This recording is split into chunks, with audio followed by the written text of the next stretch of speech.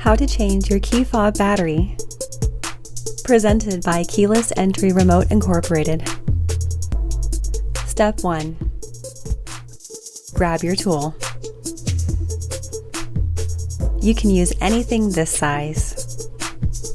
Step 2. Twist it open. Notice that the battery brand shows. Step 3. Lift it with the tool and slide it out. Now put it back together with the new battery.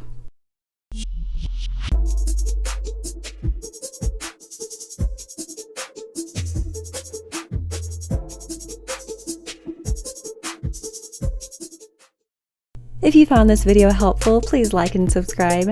That way, next time you need a new key fob, you'll know where to go. Keyless Entry Remote Incorporated, we're here for you.